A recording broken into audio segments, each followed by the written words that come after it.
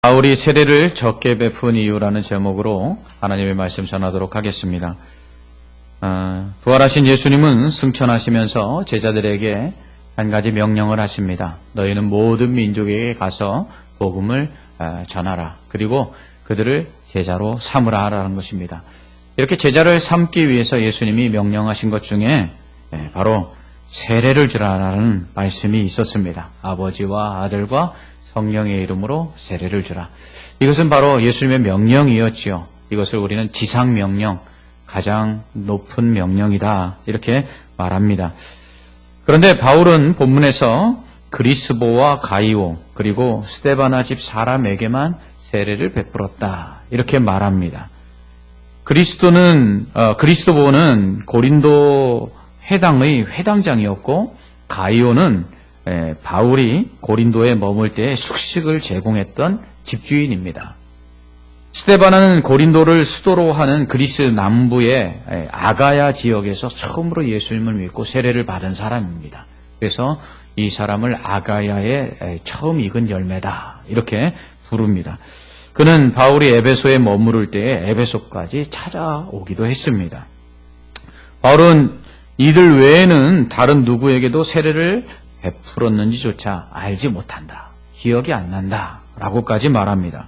그리고는 그렇게 한 것에 대해서 감사까지 합니다. 내가 이렇게 세례를 적게 준 것이 참 감사하다. 이렇게 이야기하죠. 당연히 복음을 전파함으로 더 많은 사람이 예수님을 믿고 또 세례를 받게 하는 것. 이게 마땅한 일 아니겠습니까?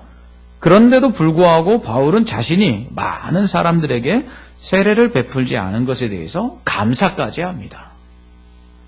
이렇게 말한 것은 고린도 교회 안에 문제가 있었기 때문이죠. 그것은 바로 분쟁이었습니다. 서로 싸우고 갈라졌던 것입니다. 이러한 고린도 내부의 분쟁은 바로 세례와 밀접한 관련이 있었습니다. 그래서 바울은 자신이 세례를 많이 베풀지 않은 것을 오히려 감사한다고까지 말한 이유가 이 때문입니다. 그렇다면 무엇 때문에 세례로 인해 교회 안에 분쟁이 일어났을까요? 무엇보다 우리는 먼저 교회에는 분쟁이 없어야 된다는 것을 기억해야 합니다.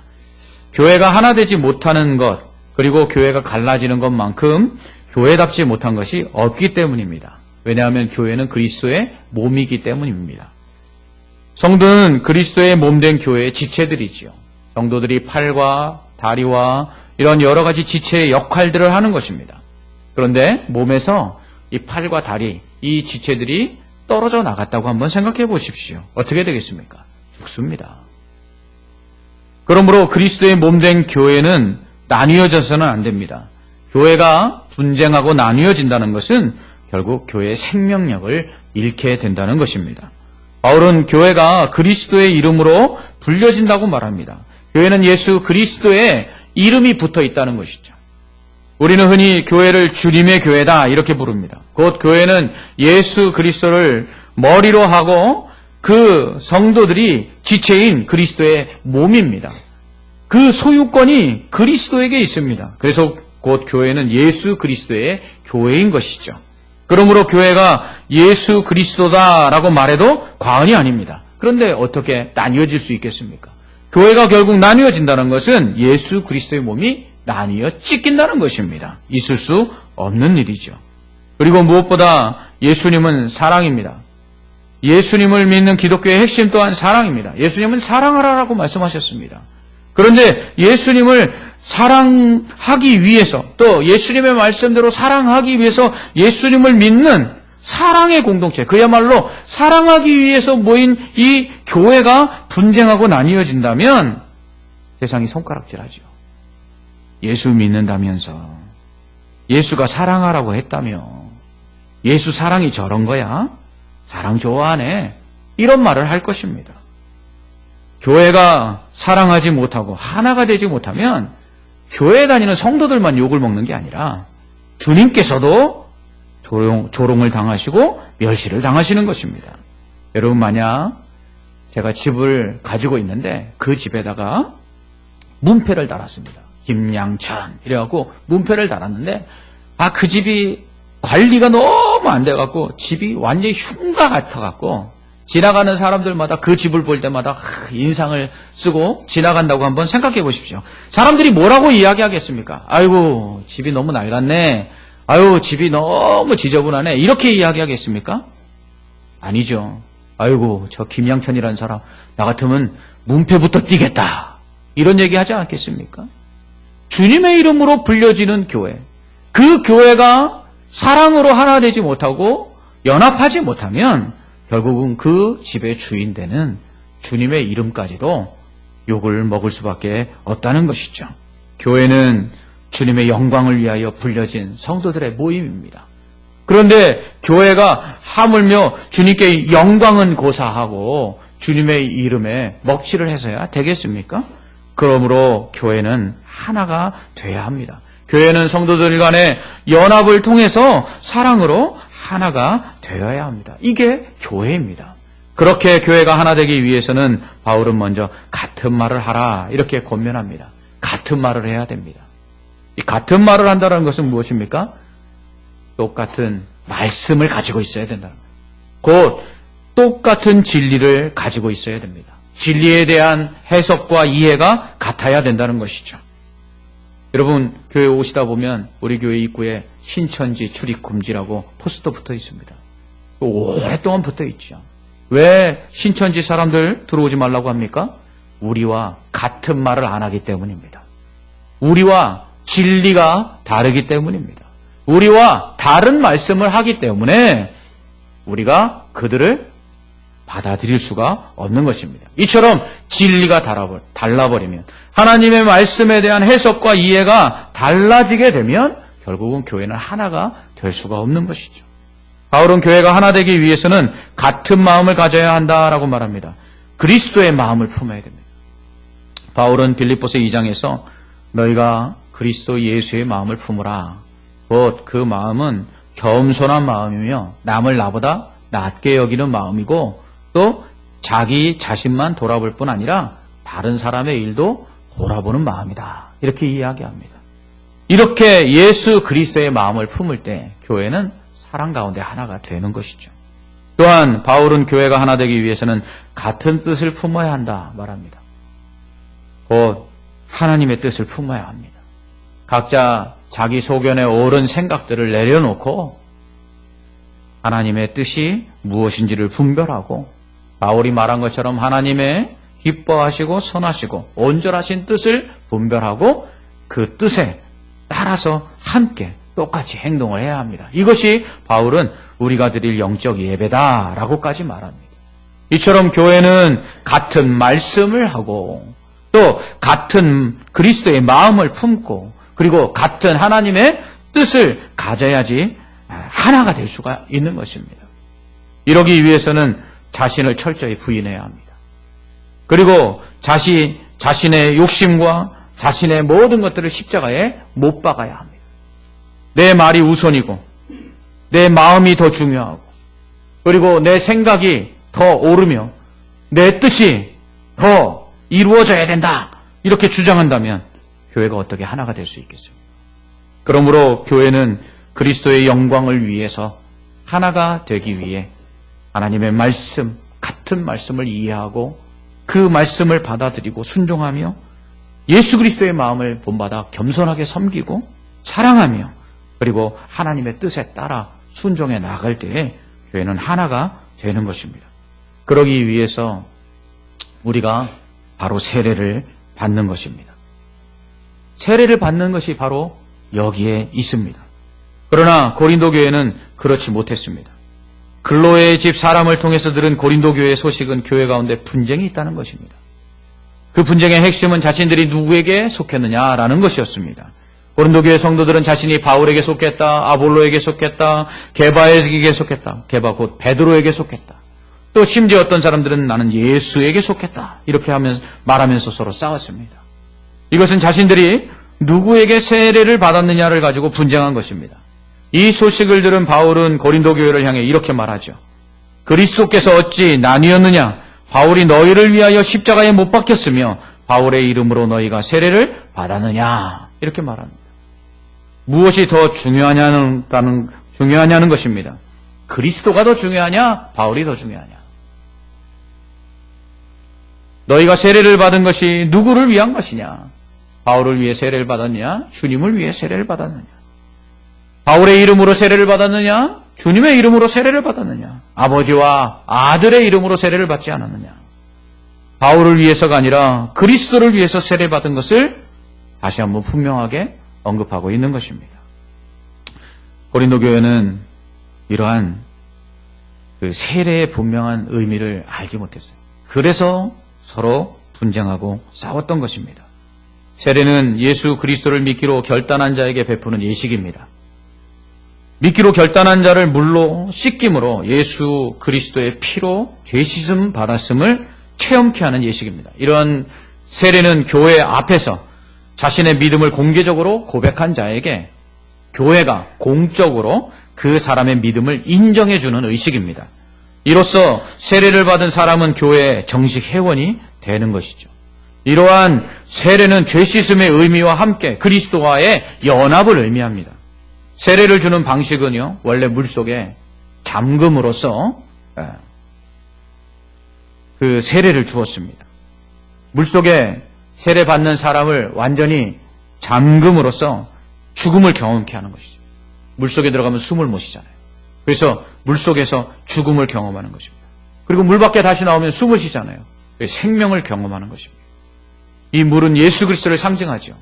물과 함께, 그리스도와 함께 죽고 물과 함께 다시 그리스도와 함께 사는 것입니다.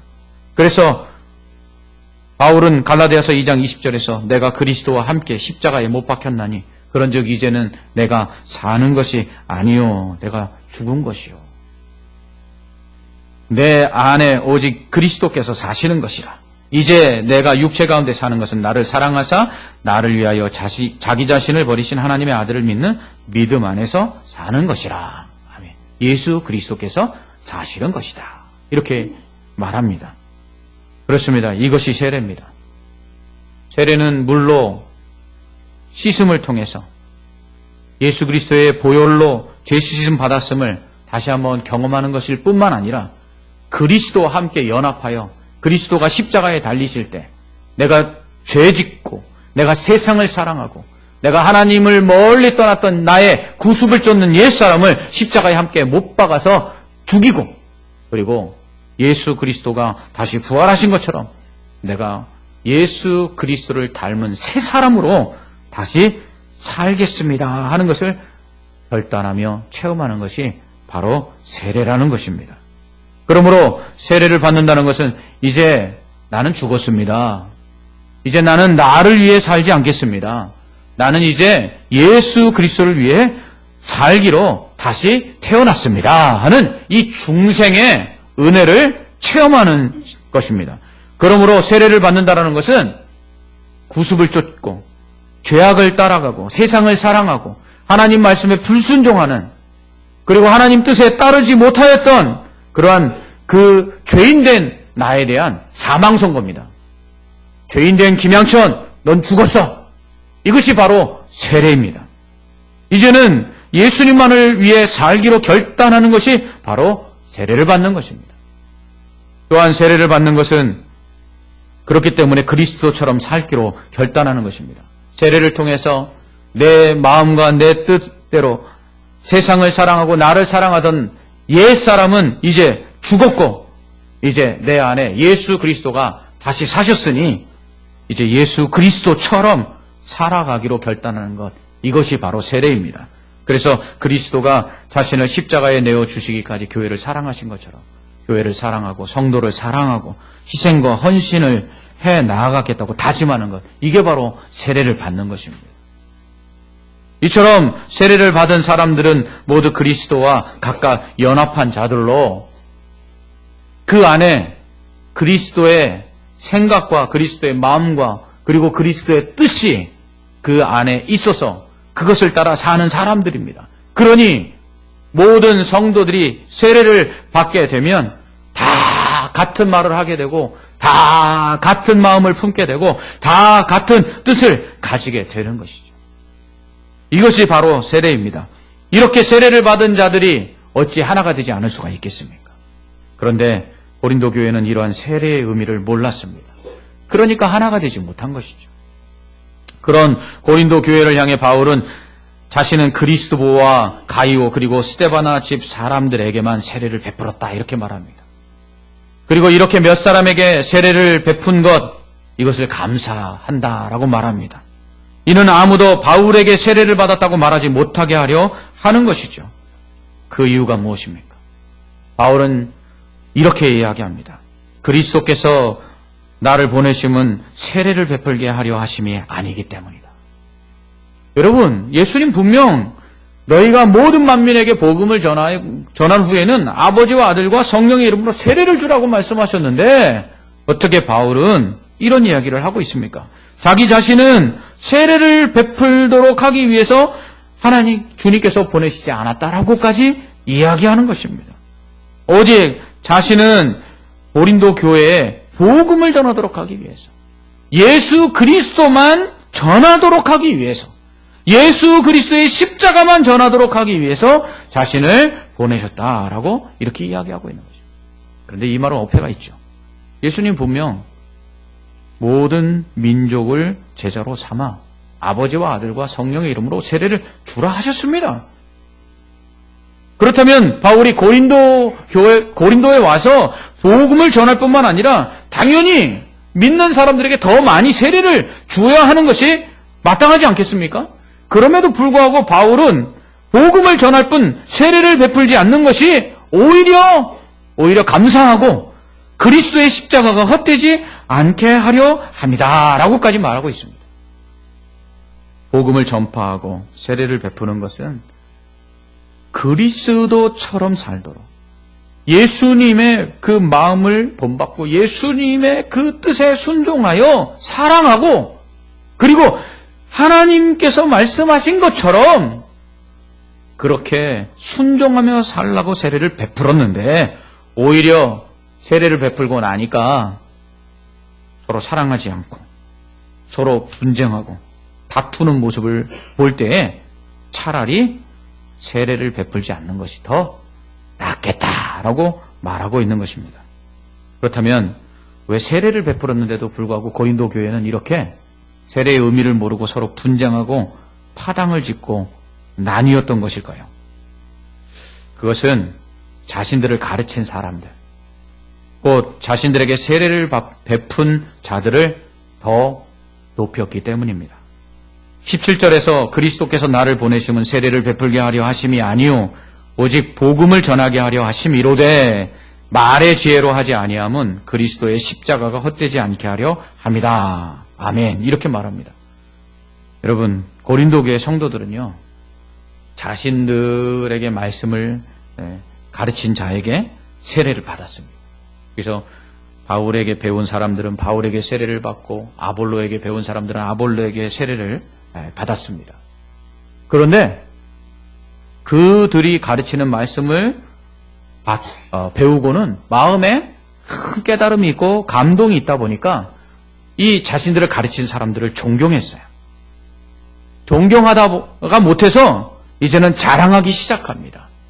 그래서 야, 부활하신 주님께서 나타나셔서 이방인의 사도로 부르셔서 복음을 전하게 한 이 사도 바울, 부활하신 예수님께서 직접 이방인들에게 복음을 전하라고 하신 그 사도 바울이 나를 가르쳐줬어.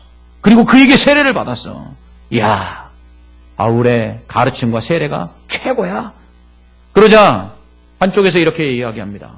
바울과 함께 사역했던 아볼로에게 배움을 받고 그리고 또한 세례를 받은 사람이 말합니다. 야, 아볼로도 못지않아. 야, 아볼로도 바울 버금가. 내가 배워보니까 야, 대단한 사람이야. 그러자 한쪽에서 또 이렇게 이야기합니다. 야, 나는 베드로에게 세례받았어. 야, 예수님의 직계 제자가 누구야? 야, 예수님의 수제자가 누구야? 지금 예루살렘 교회 수장이 누구야? 베드로 아니야? 야, 베드로가 최고지. 나는 베드로에게 세례를 받았어. 이렇게 자랑합니다. 그러자 또 한편에서 말합니다. 야, 다 필요 없어. 사람이 뭐 대단하다고. 나는 예수님이야, 예수님. 난 예수님밖에 없어. 그러면서 서로가 자신을 가르치고 그리고 세례를 준 그 사람들을 존경하다 못해 높이다가 보니까 이제는 어떻게 해요? 서로 싸우게 된 것입니다. 이에 바울은 자신이 복음을 전할 때 고린도 사람들이 믿게 된 것은 자신의 지혜로운 말 때문이 아니다 라고 말합니다. 자신이 아름다운 말을 했기 때문이 아니라고 말합니다. 자신이 설득력 있도록 그들을 가르쳤기 때문이 아니라고 말합니다. 오직 성령의 능력 때문이라고 그는 말합니다. 자신은 단지 복음을 전한 것뿐이고 구원은 성령께서 하셨다는 것입니다. 그래서 그렇게 성령께서 구원하신 자들에게 단지 자신은 세례를 베풀었을 뿐이라는 것입니다. 그래서 바울은 고린도전서 2장 1절로 5절에서 이렇게 말합니다. 형제들아, 내가 너희에게 나아가 하나님의 증거를 전할 때에 말과 지혜의 아름다운 것으로 아니하였나니 내가 너희 중에서 예수 그리스도와 그가 십자가에 못 박히신 것 외에는 아무것도 알지 아니하기로 작정하였습니다. 내가 너희 가운데 거할 때 약하고 두려워하고 심히 떨었도다. 야, 너희가 나를 이렇게 대단한 사람처럼 생각하는데, 야, 내가 고린도에서 말씀 전할 때 얼마나 연약했는 줄 알아? 얼마나 두려워서 떨었는지 알아? 너희들이 그렇게 높일 만한 사람이 못 돼. 내가 그런 가운데도 전도한 이유가 뭔 줄 알아? 내 말과 내 전도함이 설득력 있는 지혜의 말로 하지 아니하고 다만 성령의 나타나심과 능력으로 하여 너희 믿음이 사람의 지혜에 있지 아니하고 다만 하나님의 능력에 있게 하려 하였노라. 아멘. 너희가 구원을 받은 것은, 너희가 구원을 받고 세례를 받은 것은 내가 말을 잘했기 때문이 아니야. 내가 잘 가르쳤기 때문이 아니야. 십자가가 능력이 있기 때문에 그래. 그 십자가를 증거할 때에 성령께서 역사하셔서 너희의 마음을 감동하여 믿게 하셨고 너희로 세례를 받게 하셨기 때문이야. 내가 잘 가르쳤거나 아볼로가 잘 가르쳤거나 게바가 대단해서가 아니야. 너희가 구원받은 것은 오직 예수 그리스도의 십자가의 복음과 그리고 그 복음을 믿게 하시는 성령의 역사 때문이야 라고 말한 것입니다. 그런데 왜 영광을 받으셔야 될 이 주님이 우리를 구원해 주시기 위해서 십자가에 달려 돌아가신 이 예수님이 아닌 왜 나 같은 바울, 나 같은 아볼로, 그렇게 아무것도 아닌 게바를 높이고 있느냐라고 말하는 것이죠. 그러면서 고린도전서 3장 6절로 7절에서 나는 심었고 아볼로는 물을 주었으되 오직 하나님께서 자라나게 하셨나니 그런즉 심는 이나 물 주는 이는 아무것도 아니로되 오직 자라게 하시는 이는 하나님뿐이니라. 오직 예수님만, 하나님만 영광을 받으셔야 하는데 왜 사람 높이냐는 것입니다. 우리가 가르친 그 가르침 때문에 너희가 예수님을 믿고 세례를 받은 것이 아니라 우리가 전한 그 복음이 능력이 있고 그 복음을 믿도록 하신 성령의 역사 때문에 너희가 예수님을 믿고 세례를 받았는데 왜 너희가 사람을 높이느냐 이렇게 말하는 것입니다. 너희가 그렇다면 사람의 말을 따르는 사람들이냐? 너희가 바울의 말을 따르고 아볼로의 말을 따르는 사람들이냐? 너희가 바울의 마음을, 바울의 생각을, 바울의 뜻에 순종하는 사람들이냐? 너희가 아볼로에게 배운 대로 아볼로의 마음과 그래서 아볼로의 뜻에 순종하는 사람들이냐? 아니지 않느냐? 너희는 오직 십자가에 달리신 예수 그리스도를 위하여 살고 예수 그리스도를 위하여 죽는 예수 그리스도의 사람들이 아니냐? 그런데 너희가 어찌하여 사람을 높이느냐? 내가 이를 위해 너희에게 세례를 베푼 것이 아니다. 그렇다면 차라리 내가 세례를 적게 베푼 것이 지금 얼마나 감사한지 알 수 없다. 이렇게 말하는 것이죠. 이는 교회가 세례를 베풀지 않는 것이 좋다는 것이 아닙니다. 바울이 세례를 베풀지 않음으로 인해서 교회가 더 파당이 나눠지지 아니하고 싸우지 않게 된 것에 대해서 감사하고 있는 것입니다.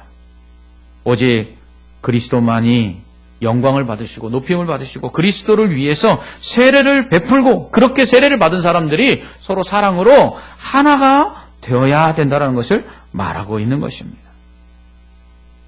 이렇게 그리스도를 위해서 예수님처럼 살라고 예수님께만 영광을 돌리도록 하기 위해서 세례를 베풀었는데 그리스도께는 영광을 돌리지 아니하고 오히려 세례를 베푼 사람들을 높이고 있으니 너희가 지금 무슨 일을 하고 있느냐 이렇게 말하는 것이죠. 여러분 우리에게도 이러한 믿음과 이러한 결단이 있어야 합니다. 오직 그리스도만을 위해서 내 이름을 내려놓아야 합니다. 자신이 주님보다 영광을 받는 것을 오히려 불쾌하게 여겨야 합니다. 교회 안에서 또 교회 밖에서 목사가 주님보다 더 영광받는 모습을 볼 때가 있습니다. 때로는 장로님들이 마치 교회의 주인인 양 주장하는 자세를 하는 그러한 교회들을 볼 때가 있습니다. 물론 목사와 같이 가르치는 자에게 순복하라고 성경이 말씀합니다. 장로님들을 존경하라고 젊은이들에게 바울은 권면합니다. 그러나 목사와 장로 스스로는 겸손해야 합니다. 주장하는 자세로 하지 말고 낮아져서 섬겨야 합니다. 오직 영광을 받으시고 높임을 받으시는 것은 주님이셔야만 합니다. 성도들도 마찬가지입니다. 성도들도 자신의 말이나 자신의 마음이나 자신의 뜻만을 고집해서는 안 됩니다. 무엇보다도 주님의 말씀에 순종하고 주님의 마음을 본받아 행하며 주님의 뜻에 순종하여 오직 주님께만 영광이 돌려지게 해야 합니다. 그로 인해서 나는 사람들이 알아주지 않는다 할지라도 내가 그렇게 행하였다면 기뻐해야 합니다. 교회 안에서 높임을 받고 영광을 받으실 분은 오직 주님만, 오직 하나님만 되셔야 합니다. 하나님만이 영광을 받으시고 찬송을 받으시기에 합당하시기 때문입니다. 가수가 노래를 했는데 사람들이 야 마이크가 좋다, 야 스피커 좋다 이렇게 말하면 가수가 얼마나 기분이 나쁘겠습니까? 목사가 아무리 설교를 잘해도 그 설교한 말씀은 곧 하나님의 말씀이기에 말씀이 좋다, 하나님 오늘도 우리에게 은혜를 주셨다, 하나님은 오늘도 말씀을 통해서 역사하시는구나, 이렇게 하나님을 높여야 되는데 우리 교회 목사님 설교 잘하죠. 오늘 목사님 말씀이 참 은혜가 있었어. 영광과 찬양을 받으시기에 합당하신 그 하나님께는 아무런 영광을 돌리지 아니하고 사람이 높임을 받는 일들이 지금 비일비재하게 일어나고 있습니다. 그러다 보니까 목사들이 자신을 높입니다. 목사들이 자신의 영광을 위하여 교회를 좌지우지합니다. 노래 잘 부르는 건 가수인데 마이크가 자랑합니다. 스피커가 자랑합니다. 말이 안 되는 거죠. 바울이라면 어떻게 했겠습니까? 바울이라면 아마 그렇게 자신이 설교한 것 후에 사람들이 자신을 높이고 자신께 영광을 돌리려 하면 아마 설교를 하지 않거나 그 자리를 떠나서 다른 곳으로 가서 복음을 전했을 것입니다. 주님의 이름으로 불려지는 교회는 오직 주님의 이름만이 높임을 받으셔야 합니다. 그러기 위해서는 교회는 철저하게 주님의 말씀과 주님의 마음과 주님의 뜻에 모든 성도들이 연합해야 합니다. 그 같은 말씀 앞에 순종하고 그리스도의 마음 똑같이 품어서 겸손하게 섬기고 사랑하며 그리스도의 그 뜻을 분별하고 그 뜻을 마음에 품고 내 뜻과 내 생각들을 내려놓아야 합니다. 그럴 때 교회가 하나가 되는 것이죠. 그럴 때 교회가 전파하는 복음을 듣는 자들이 예수님을 믿게 될 것입니다. 성도들을 본받아 그리스도와 같은 말을 하고 그리스도와 같은 마음과 그리스도와 같은 뜻을 품게 될 것입니다. 그럴 때 교회가 분쟁 없이 평안 가운데 하나가 될 것입니다. 그리스도의 이름만이 영광을 받으실 때, 사람의 이름이 높임을 받지 아니할 때에 오직 교회는 하나가 되어 이 세상 가운데 증거하는 그리스도의 복음이 생명력이 있어 영혼을 구원하고 그리고 구원받은 자들이 모인 이 교회는 더욱더 그리스도의 몸으로서의 그 기능과 역할을 감당하여 그리스도의 영광을 나타내게 될 줄 믿습니다. 기도하겠습니다. 하나님 아버지, 오직 사람이 아니라 하나님만 높임을 받기를 원합니다. 목사도 장로도 그 누구도 교회 안에서 그리스도의 영광을 도둑질하지 않게 하여 주시옵소서. 오직 주님만이 높임을 받으실 때 그 가운데 그리스도의 마음이 있게 하시고 그리스도의 뜻에 순종하게 하시고 오직 같은 말씀 진리 위에 바로 세워져서 하나님의 뜻을 이루며 연합하여 부응하는 놀라운 은혜가 교회 가운데 있게 하여 주시옵소서. 오늘도 우리는 죽고 예수만 살기를 원합니다. 우리가 왜 세례받았는지 알게 하여 주옵시고 이제 곧 있을 이 세례식에 참여할 모든 사람들이 내가 왜 세례를 받아야 되는지 그 의미를 분명히 깨달을 때 우리 교회가 이렇게 세례의 의미를 아는 자들로 인하여 날마다 사랑으로 하나 되는 아름다운 주님의 귀한 사랑의 공동체가 되게 하여 주시옵소서. 예수님 이름으로 기도합나이다. 아멘.